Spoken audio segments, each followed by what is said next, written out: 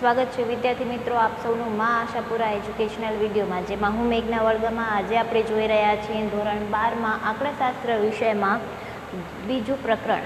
ધોરણ 11માં આંકડાશાસ્ત્રનું જે બીજું પ્રકરણ છે માહિતીનું નિરૂપણ, એટલે કે કોઈપણ પ્રકારની માહિતીને વ્યવસ્થિત રીતે દર્શાવવી, જેનો અર્થ થાય છે માહિતીનું નિરૂપણ. ગયા વિડીયો લેક્ચરમાં આપણે જે તે માહિતી છે એ કોષ્ટકમાં કઈ રીતે દર્શાવવી, કોષ્ટકમાં દર્શાવવા માટે એના દાખલાઓ કયા હતા એ વિશેની માહિતી આપણે મેળવી ગયા છીએ. આજે આપણે એના આગળના ટોપિકની વાત કરીએ તો એનામાં આવે છે હવે આકૃતિઓ.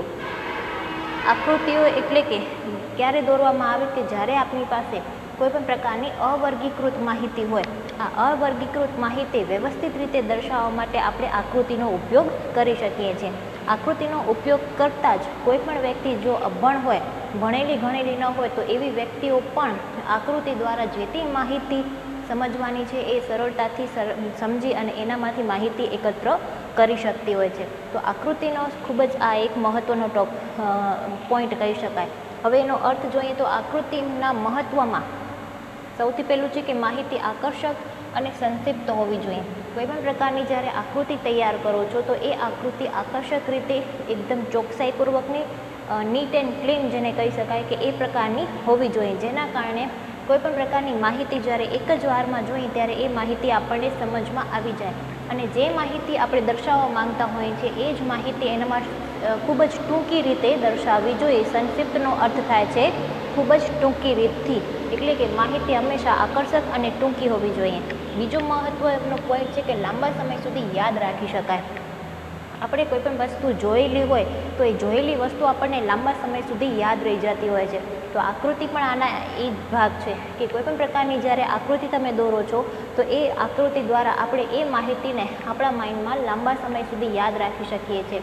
કોઈપણ વ્યક્તિને જો આ જોયેલી વસ્તુ યાદ રહી જતી હોય તો એવી વ્યક્તિઓ માટે લાંબા સમય સુધી યાદ રાખવા માટે આકૃતિ જે છે એ ખૂબ જ મહત્ત્વની સાબિત થાય છે. એના પછીનું છે કે તુલનાત્મક માહિતી માટે ઉપયોગી.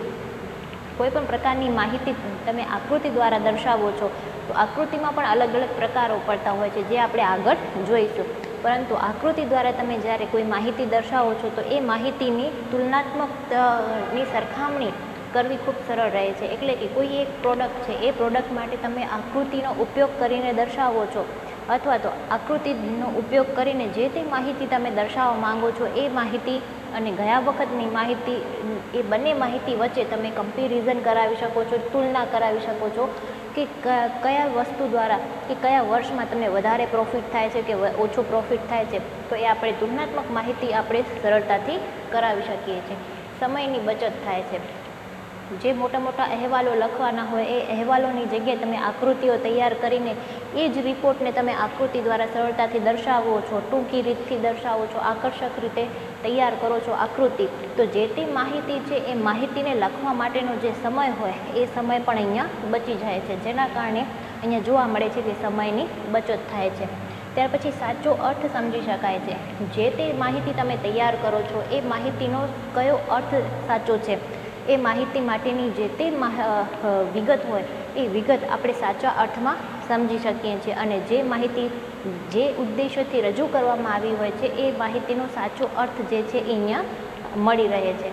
ત્યાર પછી વેપાર વાણિજ્ય માટે ખૂબ ઉપયોગી છે આ આકૃતિઓનો હેતુ શું છે કે ટૂંકી અને આકર્ષક રીતે દર્શાવતી હોવાથી કોઈપણ બે એકમો, જે વાણિજ્યિક એકમો છે ધંધા વ્યવસાયમાં, એ બે કંપનીઓ વચ્ચે પણ જો ગ્રાફની જોવા મળે તો કોઈ એક કંપની છે એનો ગ્રાફ ખૂબ ઊંચો હોય, કોઈ એક કંપની છે એનો ગ્રાફ બહુ નીચો હોય, તો એના આધારે આપણને ખ્યાલ આવે કે જે તે માહિતી છે એ માહિતી હવે વેપાર વાણિજ્યમાં પણ ઉપયોગી સાબિત થાય છે. એટલે કે કોઈ કંપનીનો ગ્રાફ ખૂબ ઊંચો હોય અને કોઈ કંપનીનો ગ્રાફ નીચો હોય તો એના આધારે તુલનાત્મક માહિતી પણ સરળતાથી તમે અહીંયા કરી શકો છો. તો વેપાર વાણિજ્ય માટે પણ આકૃતિ ખૂબ ઉપયોગી છે. ત્યાર પછીનો મહત્ત્વ છે કે મહત્ત્વની બાબતો અહીંયા સ્પષ્ટ થાય છે. જે પણ કાંઈ મહત્ત્વની બાબતો હોય કે કોઈ એવી અગત્યની માહિતી છે એ દર્શાવવા માટે પણ આપણે આકૃતિનો ઉપયોગ કરી શકીએ છીએ. ભાષાનું અહીંયા કોઈ બંધન હોતું નથી.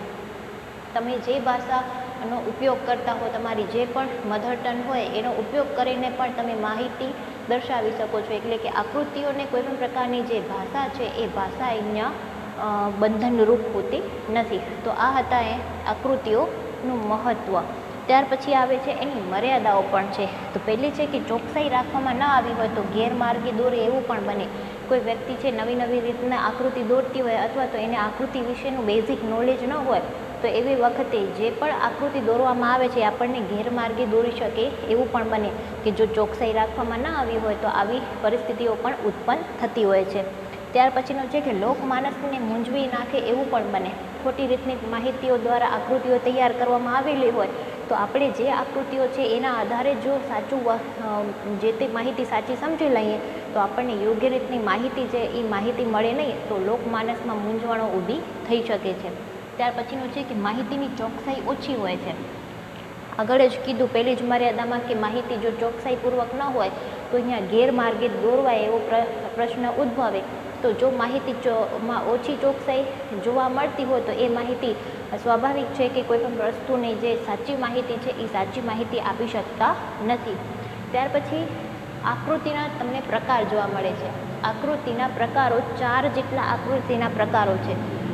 જેમાં પહેલો છે 3 જેટલા મેઇન પ્રકારો છે. 3 એકમાપી આકૃતિ. એમાં પહેલો જે આકૃતિના પ્રકારો છે એમાં 3 જેટલી આકૃતિઓ જોવા મળે છે. તો એ 3 આકૃતિઓમાં સૌથી પહેલી આકૃતિ છે એકમાપી સ્તંભાકૃતિ અથવા તો એકમાપી આકૃતિ. એના વિશેની માહિતી આજે આપણે મેળવશું. તો એમાં સૌથી પહેલાં કે જ્યારે આપેલી માહિતીના કોઈ એક જ ગુણ લક્ષણને ધ્યાનમાં રાખીને દોરવામાં આવે તો એને આપણે કહેવાય છે એકમાપી આકૃતિ. કોઈ એક માહિતી છે એ માહિતીમાં માત્ર એક જ ગુણ લક્ષણનો ઉલ્લેખ કરવામાં આવેલો હોય તો એને કહેવાશે એકમાપી આકૃતિ. એકમાપી આકૃતિના પેટા પ્રકારોમાં 4 જેટલા પેટા પ્રકારો જોવા મળે છે. એમાં પહેલું છે સ્તંભાકૃતિ, બીજું છે પાસેની સ્તંભાકૃતિ, ત્રીજું છે વિભાજિત સાદી વિભાજિત આકૃતિઓ અને ચોથું છે ટકાવારી વિભાજિત આકૃતિઓ. એમાં સૌથી પહેલું જોઈએ સ્તંભાકૃતિ. તો વિવિધ સ્થળ, વસ્તુ અને સમયની માહિતી રજૂ કરવી હોય એટલે કે જેમાં એક જ પ્રકારનું ગુણ લક્ષણ હોય અને એ ગુણ લક્ષણને ધ્યાનમાં રાખીને આપણે જો એક સાદી જ માહિતી તૈયાર કરવી હોય તો આપણે સ્તંભાકૃતિ સાદી માહિતી તરીકે તૈયાર કરી શકીએ. ફોર એક્ઝામ્પલ તરીકે કોઈ એક વિદ્યા શાખા છે, એ વિદ્યા શાખામાં અલગ અલગ પ્રકારની ફેકલ્ટીઓ જોવા મળે છે. એનામાં વિદ્યાર્થીઓની સંખ્યા કઈ ફેકલ્ટીમાં કેટલી છે તો એ આપણને સાદી આકૃતિ ઉપરથી યાદ રાખી શકીએ કે એક્સ ધરી ઉપર એક્સ ઉપર તમે વિદ્યા શાખા દર્શાવો, વાય ઉપર તમે વિદ્યાર્થીઓની સંખ્યા દર્શાવો. હવે જે વિદ્યાર્થી એન્જિનિયરિંગમાં, વિદ્યા શાખામાં, વાણિજ્ય વિભાગમાં, આર્ટ્સ વિભાગમાં, જે પણ વિભાગમાં હશે એ એના ઉપરથી આપણે સાદી રીતની સ્તંભાકૃતિ તૈયાર કરી શકીએ છીએ. એના પછીનું આવે છે પાસેની આકૃતિઓ. પાસેની આકૃતિ એટલે કે એક કરતાં વધુ લક્ષણ ધરાવતી હોય એટલે કે કોઈ એક એવી માહિતી છે જેમાં એક કરતાં વધારે લક્ષણો જોવા મળતા હોય, ગુણ લક્ષણો, તો એને આપણે કહી શકીએ પાસેની સ્તંભાકૃતિઓ.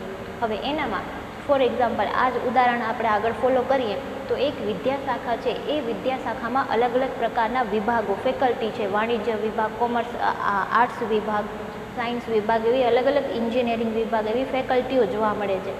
એમાં વિદ્યાર્થીઓની સંખ્યા છે, પરંતુ વિદ્યાર્થીઓની સંખ્યામાં પણ આપણે છોકરાઓની સંખ્યા કેટલી છે અને છોકરીઓની સંખ્યા કેટલી છે એ જો માહિતી મેળવી હોય તો આપણે જે પાસેની સ્તંભાકૃતિ કરીએ છીએ, દાખલા તરીકે એન્જિનિયરિંગમાં છોકરાઓની સંખ્યા અને એન્જિનિયરિંગમાં છોકરીઓની સંખ્યા, વાણિજ્ય વિભાગમાં છોકરાઓની સંખ્યા અને વાણિજ્ય વિભાગમાં છોકરીઓની સંખ્યા, તો આ શું થાય છે, અહીંયા અલગ 2 પ્રકારના ગુણ લક્ષણો આપણને જોવા મળે છે.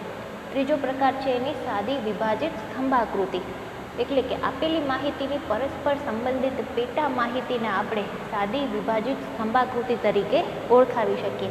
ફોર એક્ઝામ્પલ તરીકે કોઈ એક કુટુંબ છે, એ કુટુંબનો જીવન નિર્વાહ માટે કઈ કઈ વસ્તુઓ જોઈએ તો ખોરાક, કપડાં, બળતણ વગેરે જેટલી માહિતીઓની જરૂર પડે.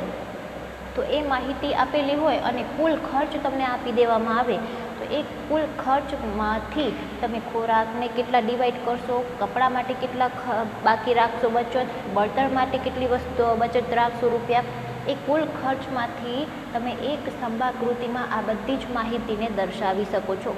જે તમને અહીંયા દર્શાવ્યું છે, ફોર એક્ઝામ્પલ તમને ખર્ચની વિગતો આપેલી હોય, વાય અક્ષ ઉપર ખર્ચની વિગત અને એક્સમાં તમને 2 કુટુંબ આપેલા છે, તો એ એક કુટુંબની જે તે ખોરાક પાછળ આટલો વપરાશ કરે છે, કપડાં માટે અને બટર માટે આટલો ખર્ચ કરતી હોય તો એ રીતે તમે અલગ અલગ સિમ્બોલ દ્વારા અલગ અલગ સંકેતનો ચિહ્નનો ઉપયોગ કરીને એ માહિતીને દર્શાવી શકો છો. આગળ ચોથું છે ટકાવારીવાળી વિભાજિતની આકૃતિ, જે આપણે હવે પછીના વિડીયો સેશનમાં જોઈશું. Thank you.